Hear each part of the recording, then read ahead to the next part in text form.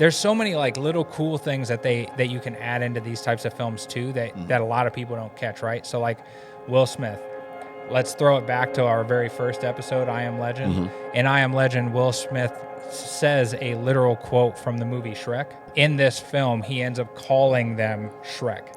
And so those are like specifically done by writers. Like writers think about those things. They think way different. Like writers are a whole breed all by themselves. Mm-hmm. They think completely different than normal people. They have to. But they go back and they look at things. Another really great one, right? So another Will Smith reference. There's a scene where like Sergeant Chow, I can't remember what exactly her name was, but she's doling out jobs to people. Mm-hmm. And she is like Officer Hancock. I don't remember that, yeah. I remember the scene. Yeah. So throwing it back to another Will Smith film. Mm-hmm. And those are just really, really cool things that you pick up on through the film. This podcast is rated PC for pew culture. Pew, pew, pew, pew, pew. Well, it's Colin's job to introduce the show because I do the rest of the work. So... Fair enough. Welcome to another episode of Pew Culture. Pew, pew, pew, pew, pew, pew, pew, pew. Chick, what are you doing? There was like zero energy there. I wasn't feeling it. Welcome to another episode of the Pew Culture. I'm Colion Noir. And I'm Jake. All right, what do we got today, man? Today, we are covering a highly criticized, yet widely loved Netflix film. Called Bright. Yeah, I actually really liked it. I loved it, honestly. Yeah. I thought it was really good. And I really actually enjoyed it because of the time when it came out. Like, if something was needed. Because when was it? When did it come out again? It came out during 2017. Yeah. What was going on then? I can't remember. Something was going on. I don't know, but if you say something about... Never mind, I'm not going there. I was going to do it, but I can't do it. It's way too racist. I don't even know what he's referring to. You don't need to. I'll tell you later when we're not on camera. Fair enough. All right, Bright. You want the background? I mean, you want the story? I definitely want the story and I want the background. All right, so because there's a lot of shotguns on this table because there's a lot of shotguns used in this. It's a cop movie. Yeah. So, but it's a cop movie set in a fantasy world. Mm-hmm. So you got Will Smith who's running around doing the same thing that he does in all the cop movies that he's ever been in. Being real Will Smithish. But let's add Joel Edgerton in there as a straight up orc. Mm-hmm. And there's fairies, there's elves, there's this whole thing, and it's not like this future world or an old school world. It is set in current now, modern time. I think they did a good job of balancing that. Yes, because you had the fairies and shit flying around. And it didn't. Though the initial scene was goofy, it didn't feel goofy. It felt real. It's like, okay, I can actually see this world existing now. Exactly. That's what I loved about it. Plus, they just were able to film in L.A., which looked just as shitty as it looks right now. Like, you can go there, and that's basically what it looks like. I don't know, not to get political, but I mean, apparently Mr. Newsom is cleaning shit up. Sure. But we're not gonna go down that road. How many years have we said that? Yeah. But no, so this is the cool thing about it is you take LA, modern time, and now let's just sprinkle in some fairy dust and orcs and all of this stuff. Let's add in the element of these drugs that are specifically meant for fantasy characters that are absolutely wreaking havoc there. And you have to do the natural thing, right? Which is start adding these fantasy characters into job roles. Yeah. So you have Joel Edgerton playing an orc who becomes a police officer, gets paired with Will Smith. Obviously, there's going to be a lot of racist undertones in terms of discrimination and Which is weird like because that. Will Smith is black. You're hitting on what I wanted to hit on, but I'm not allowed. I mean, it was interesting. I kind of liked it, especially from Will Smith's perspective because he was very much racist. Oh yeah, hardcore. Which is again ironic because he's a black police officer being racist towards an orc police officer. I think I'm kind of belaboring the obvious at this point. It's the whole dynamic. The coolest thing about this film, and it got terrible critical reviews, right? So from the critics, 27% Rotten Tomatoes score, which is really bad. but Which I don't think it deserved. But no, it didn't. But it got a 77% audience score. Yeah. So that tells you pretty much everything that you need to know, right? Like people are looking for something different, especially like when we go to work on something, right? So we pick we get a script in and we decide we're going to go do firearms or do props for a specific film. So many of the films I work on have these like completely out there ridiculous scripts where you're like, what the hell is happening? But from what I've seen from the action perspective, I'll give you a really good one. I don't want to get too deep into it because it's definitely a film that we will eventually cover. Okay. But the film Beekeeper, right? Yeah. So got the script for Beekeeper. Still have the original in my office. Like before we cut a lot of things down, that script was bonkers. Like so much crazy things Really? that could never happen. I don't see, like, after having watched the movie, I don't see, I'm like, what could they have possibly had in there to make it just, because the movie in itself was a bit mild-mannered. So yes, but I'm coming from the perspective of what do I break down as a tech advisor or a prop guy? Okay. I'm breaking down the props themselves. Gotcha. So I'm Okay, looking so- at the inanimate characters in a film. Okay. And so there's a scene originally where Jason Statham gets run up on by a guy with a shotgun, and he takes one pin out of this shotgun, and the see whole what- I see, shotgun okay. falls into 10 pieces. Okay, I see what you're saying. And you're like, what okay, this Yeah. can't happen. I can't even do this safely. Scenes where we might take a lever action and cut a dude's fingers off with the lever action. There's a way to do it, but like not just with a stock lever action. Like that's not going to happen. So there's all of these different types of things that we get into and we go, wow, how are we going to make this happen? But the cool thing is that's the stuff that you look at, and audiences who are specifically, especially on-demand video service, they're going to break out and they're going to go watch that. Yeah. Like Bright was one of those things, and it was early too, right? Like it wasn't. We weren't getting Well, too. Bright was only on Netflix. Yes. Yeah, okay. So that's what I mean is Netflix wasn't producing 250 frickin' single spin-offs, Yeah. a year at Yeah. that point. They were putting out, 4 or 5. Yeah, this was kind of on like at the demand. genesis where Netflix was really getting into like the original content series stuff. Yep. Yeah. So this one came out though, and like you looked at that script and you went, "Whoa!" Like there is a lot to digest in Yeah. this. How are they even going to make this happen? I mean, they had 40 makeup artists on set every single day to handle the orcs and all of the elves and everything in this. Jesus. I mean, they had the designer, the makeup designer, who was handling. So it was really cool. So a little bit of other back end on this, which is really interesting, is this film was directed by David Ayers. David Ayers' first project the year before with Will Smith was Suicide Squad. Okay. So another film that we'll cover. Yeah. Another film that had a lot of weird stuff in it, right? A lot of magic users and things like that. I'm not really. I'll keep my. The guns were cool though. Yeah. The guns were cool. So you have David Ayers teaming up with Will Smith again, going back for another round. But the really interesting thing with the way that all of the makeup worked for this was it wasn't like one-off characters in Suicide Squad. This was hundreds and hundreds and hundreds and hundreds of orcs and races. And David Ayers wanted to come into this, and he wanted to make the orcs a race.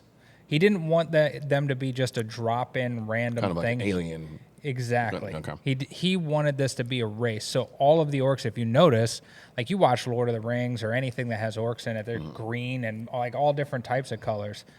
All the orcs have the exact same color palette. Yeah.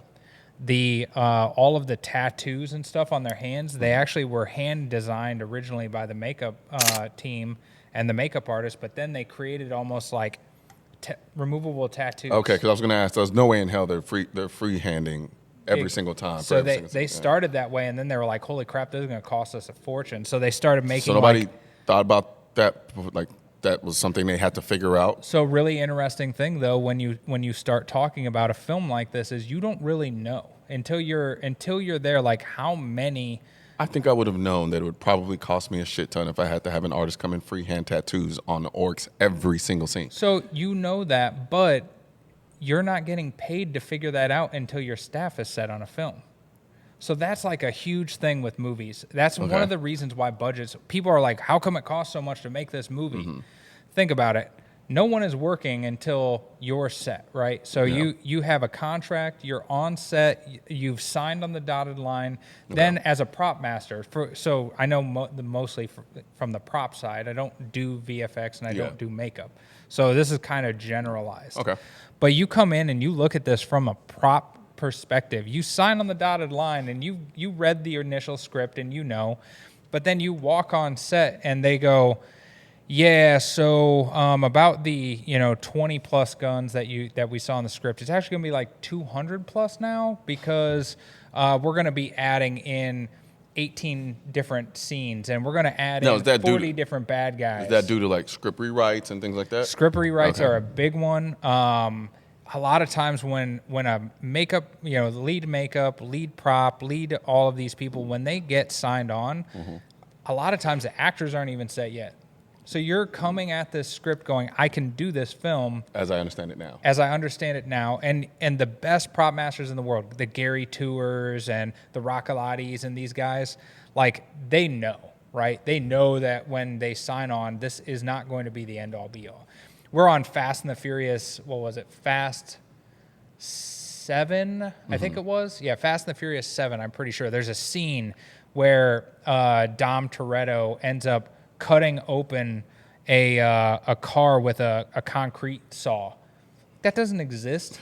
Like that product does not exist in a safe way that you could ever use that.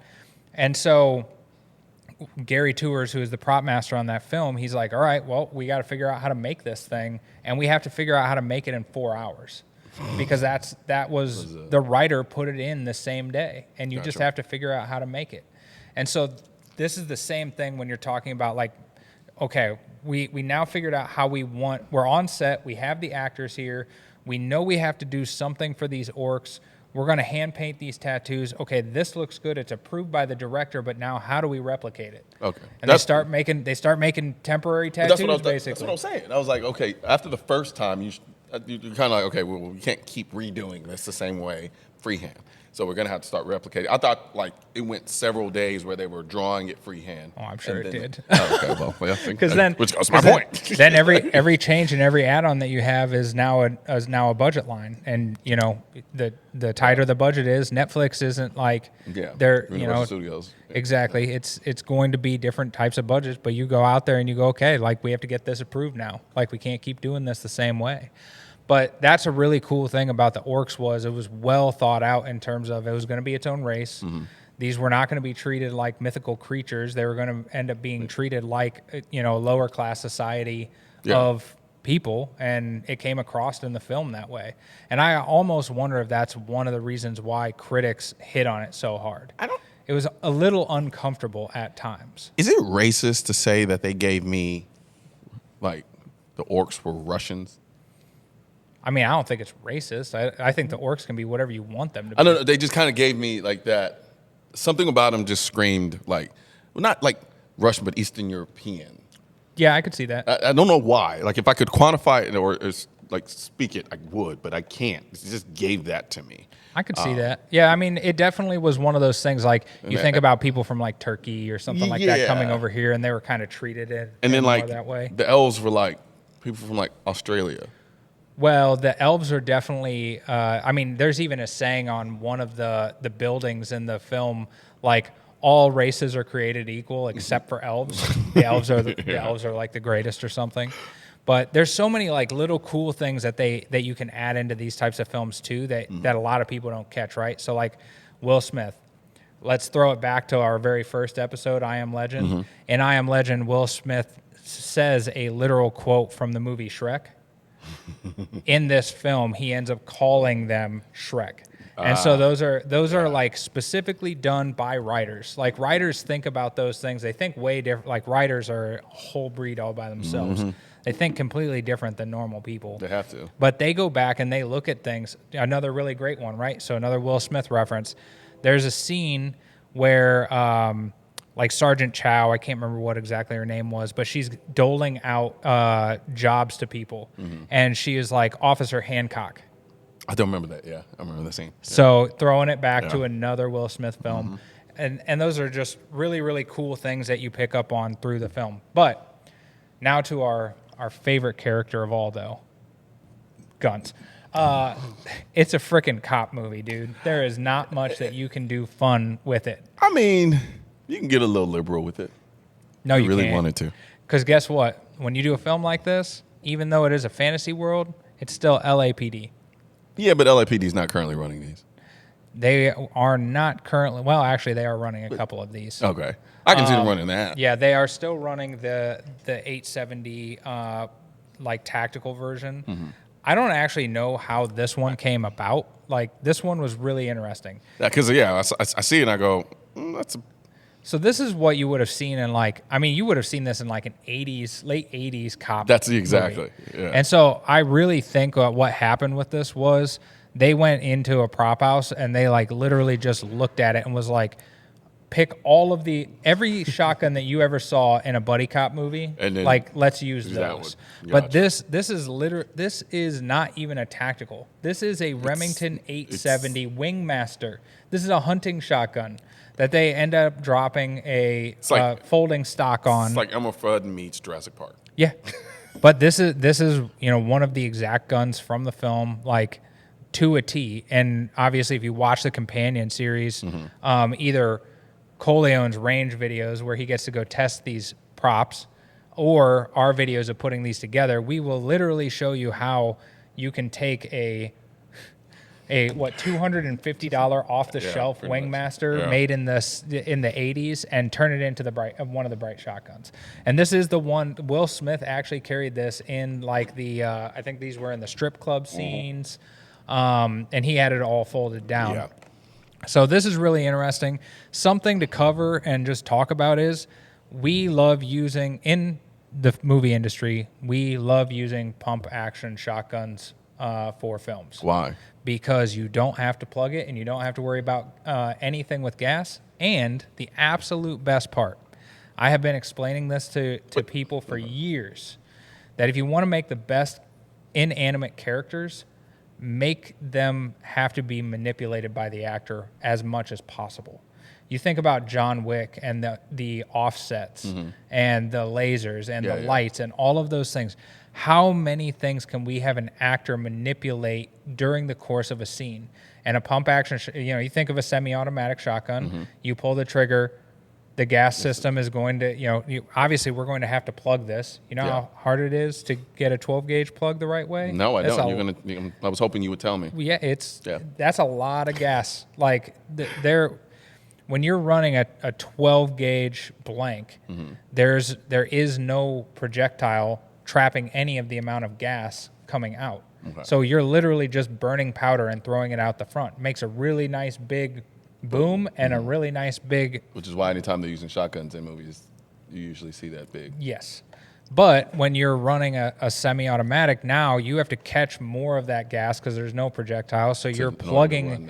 And it's not a freaking AR, which has a nice little barrel opening. This thing is freaking huge. You can fit your whole finger in there. So it doesn't create enough pressure. Exactly. Okay. So the plugs are way different on a semi-automatic. So cool, just like lever actions with a pump action, you're the one cycling it. You don't have to worry about plugging these things. You don't have to go through the process of drilling and tapping barrels. You don't have to go through the process of any of that. And the actor is now going to be able to be manipulating the pump. They can, we obviously love having things like folding stocks that they can take out of a bag, open up. It gives the actor something more to interact with. Makes more dynamic. Yeah, exactly. Yeah. So that's one of the big reasons that we lean more toward. People are always like, oh, that's not modern, that's not this, that's not that. That's why you also see so many actors racking slides when it's not necessary. Like, you got to give them something to do with that prop. Yeah, but sometimes it gets a little goofy. It does. You're not wrong. Okay, so then the question becomes, so where do you draw the line of balance? So if I get what you're saying, because I agree with you, it makes things more dynamic. But at the same time, if it pulls me out, now granted, this is coming from somebody who's a gun guy, right? So, okay, so I'll tamper my questions a little bit. But it makes me go, okay, well then, if it's pulling me out of the scene because it's so goofy, is it worth it? So let me tell you how that works, because I have been on sets where I am literally staring at the prop master while they are pulling their hair out because the director is saying, nope, we got to do this, this, this, and this. And they're like, what the frick? This isn't real. Like, that's not how this works. So you want to know where you draw the line? Wherever the director says you're going to draw the line. Like, that's unfortunately how that works. And now, a lot of times a good prop master is going to lead people to the water. They're going to be like, hey, you know, like we trained this with the actor ahead of time, and the best person to stand up to a director is going to be your lead actor. The best person to go is going to be Will Smith, because Will knows firearm safety. Will knows firearms manipulation. There's a video which these guys will pull up and play of Will literally stopping a dude who was handling a firearm on safety. So what you're saying is that you use the lead actors as a proxy. I never said that, ever. I just said you go in and you train the actor ahead of time in the best way possible. So that, you're using them as a proxy. Yeah. Which is, I mean, it's smart as hell. I mean, this is way better than Alec Baldwin. Obviously, completely staged. Yes. However, but I'm pretty sure it happened that way, and then they went back and restaged. What I appreciate about Will Smith is his willingness to actually show that. Which is true. So many actors, so many celebrities would just completely avoid never showing themselves even touching a firearm, not on set. So I appreciate Will for being one of the ones who is willing to actually show himself in that setting. Yeah, I think they're honestly, I think between Will and Keanu, I think they've probably been the biggest silent advocates for the gun community in a lot of ways. And I think it's, whether it's intentional or unintentional, I have no idea. I put Chris Pratt on that list too. Okay, I'll give you Chris Pratt too. Terminal list and stuff like that. Like, there's he's more blatant about it. He is. Yeah. I mean, again, but how, like, it's so rare that you get an actor who's universally loved. Yeah. That can also do that. Mm-hmm. So when you get one, a Keanu, John Bernthal, same true. thing. When you get one of these guys who's willing to show people, like, hey, this is a tool. This is like, it's by itself. Yep. It's not going to jump up and get you. Like, and I think that, and I'm fighting not to go into my soliloquy of 2A advocacy. This is a different platform, but it goes to show the benefits of having people like that showing the responsible use of a firearm in a way that can create a culture around the responsible use of a firearm, right? Where you don't have so many people running out there learning it the wrong way. So so when I see stuff like that, I'm like, yes, please do more stuff of that. Yes, please do. And like that's one of the biggest things about, like, the unsung heroes of doing these films, right? Yeah. Is where do you think the actor is learning firearm safety from? Like the prop masters, the armorers, like a lot of these guys wouldn't even be in a situation. Will Smith probably would never have. He was the Fresh Prince of Bel-Air. he was the one that told Carlton to get rid of the gun when he had the gun. Remember? Oh, dude, throwing it all the way back. Oh, man. So, you know what's funny? People don't realize the real gangster in Fresh Prince was Carlton. He always did the most gangster shit. He always did. His dances? No, I mean, the dances, that's kind of what kind of undermined it a little bit. But if you think about it, he was the one that got the gun, and he was going to shoot them motherfuckers because of the whole whatever happened to Will Smith. Didn't he fight somebody else too? And he would always step up. He would always step up and get in the face of the bullies whenever they were there. So drugs, all of that. All right, we're gonna have to get Alphonse on this show. All right, get him on here. That is who we need to have. I recognize Alfonso's gangster from the beginning. I always gave him his props for that. I did. Actually, I didn't. I just learned that recently, but that neither here nor there. But either way, Will was the Fresh Prince. Yeah. He was not an action movie star. Like, this dude didn't grow up, frickin' straight up learning how to handle shotguns and ARs and wrist cannons and Suicide Squad. Like, he became that over the course of time. And these dudes, these armorers, these prop masters, these technical advisors, stunt coordinators, they lead these guys down the path of making sure that they're using this stuff in a safe way in most cases. Yeah. The reason you have issues like Rust because you don't want to be told what to do. You don't want to be told by someone that you're wrong. You don't want to be told by someone that you're not being safe. Yep.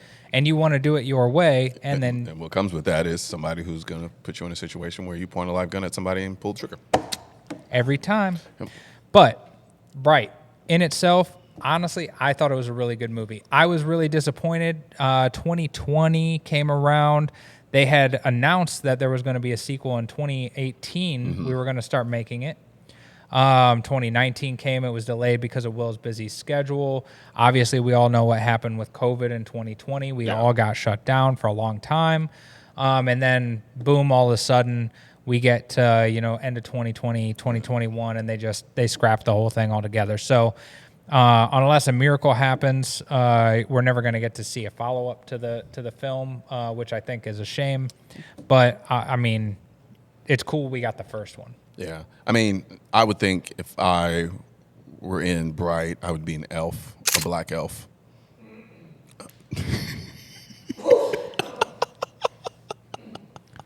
If you were in Bright, I'd be a black elf. you would be a black fairy, my friend. Thank you for joining us on another episode of The Puke Culture. We're going to end there.